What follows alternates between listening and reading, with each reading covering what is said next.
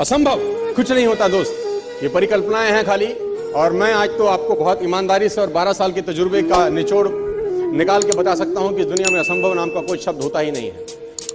इंसान कभी भी चंद्रमा पर नहीं पहुंच सकता, पृथ्वी विज्ञान की अधिकतम सीमा है। डॉक्टर ली दी फॉरेस्ट मशहूर वैज्ञानिक हुए, बहुत बड़े साइंटिस्ट हुए। एक स्टेटमेंट इन्होंने पास किया 1955 के अंदर, 1955 पास स्टेटमेंट कि इंसान कभी भी चंद्रमा पर नहीं पहुंच पाएगा। It is impossible for a human being to cross Indian globe, earth globe. और पृथ्वी विज्ञान की अधिकतम सीमा है, लेकिन किसी बहरे ने इस बात सुना नहीं। और पहुंच गया एक आदमी अपना बस्ता उठा के, जिसका नाम था 1969। और उसके बाद तो स्पेस जर्नी ऐसी हो गई जैसे आप और मैं अभी पतिया और बैंकॉक चले जाते हैं। लॉर्ड केल्विन बहुत बड़े साइंटिस्ट हुए, उनका स्टेटमेंट आया कि सिर्फ पक्षी उड़ान भर सकते हैं, हवा से भारी मशीन का उड़ान भरना असंभव है। इट इज इम्पॉसिबल कि हवा से कुछ भी भारा हो और वो उड़ सके, क्योंकि ग्रेविटी उसको गिरा देगा। लेकिन तमाचा मारा इन लोगों ने, तमाचा मारा और लिख के दिया कि हमने साइकिल के स्पेयर पार्ट से इंसानों को पक्षी बना दिया। साइकिल के स्पेयर पार्ट से इंसानों को पक्षी बना दिया। 16 साल लगे राइट ब्रदर्स को जहाज का निर्माण करने में, लेकिन इन लोगों ने उसकी बात नहीं सुनी कि जो कहते थे कि वायु का सिद्धांत तुम्हारे विपरीत है।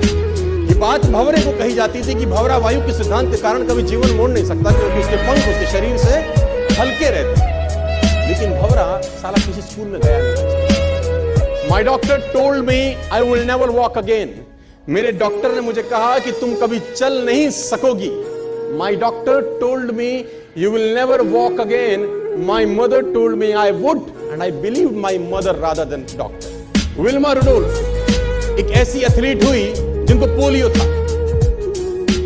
जिनको डॉक्टर ने कहा तू चल नहीं सकती, मां ने कहा तू चल सकती है। उसने कहा मैंने डॉक्टर की बात नहीं मानी, मैंने अपनी मां की बात मानी। 3 ओलंपिक गोल्ड मेडल जीती है लड़की, 3 ओलंपिक गोल्ड मेडल, जिसको डॉक्टर कह रहा है कि तू चल। क्या बोलती है? मैं आपको उदाहरण देना चाहूंगा। बहुत छोटे थे अल्बर्ट आइंस्टाइन, दुनिया के महान वैज्ञानिक में से, मंद बुद्धि कहा जाता था। 8 साल के थे, घर पहुंचे, मां को चिट्ठी दिया। When he was 8 years old, came to his home, left to his mother. मां को चिट्ठी दिया, मां ने चिट्ठी पढ़ा। 8 साल और चिट्ठी में प्रिंसिपल का खत था, उसकी मां ने, प्रिंसिपल ने ये लिख के भेजा कि आपका बच्चा विलक्षण प्रतिभा का धनी है, ग्रेट पावर है, ये बहुत बड़े साइंटिस्ट बने पड़े। मंद बुद्धि बचपन में समझा जाता था, आपका बच्चा विलक्षण प्रतिभा का धनी, इसके अंदर असीम संभावनाएं हैं। तो हमारा स्कूल, हमारी मैनेजमेंट, हमारी फैकल्टी, हमारा टीचर इस लायक नहीं है कि हम आपके बच्चे को अच्छी शिक्षा दे सकें। तो it's better for you to take care of your son. आप अपने बच्चों को अपने घर में पढ़ाइए, हम लायक नहीं है कि आपके बच्चे को पढ़ा सकें।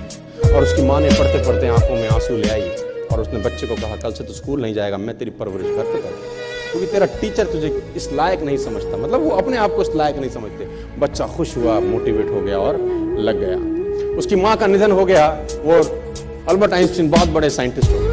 अल्बर्ट आइंस्टीन जब बहुत बड़े साइंटिस्ट हुए तो मकान शिफ्ट कर रहे थे अपना, और जीवन का सच्ची घटना वो अपनी ऑटोबायोग्राफी में लिखते हैं कि जब मैं मकान शिफ्ट कर रहा था तो एक ड्रॉस के अंदर मुझे एक व्हाइट कलर का पेपर फोल्डेड अवस्था में मिला। मुझे समझ नहीं था कि क्या है। मैंने उसको फोल्डिंग अवस्था से मिट्टी को हटा के जब खोला तो वो उस टीचर का लेटर था जो बहुत साल पहले टीचर ने मेरे हाथ में दिया था और मैंने अपनी माँ के हाथ में रखा। अब वो बड़ी उत्सुकता के साथ उस खत को पढ़ने लगे। जैसे उन्होंने खत पढ़ना शुरू किया और वो 4 होकर उसमें लिखा था कि तुम्हारा बच्चा मंदबुद्धि है, ये हमारे स्कूल के लायक नहीं है, आज के बाद हमारे स्कूल में मत भेजना, इसकी परवरिश किया।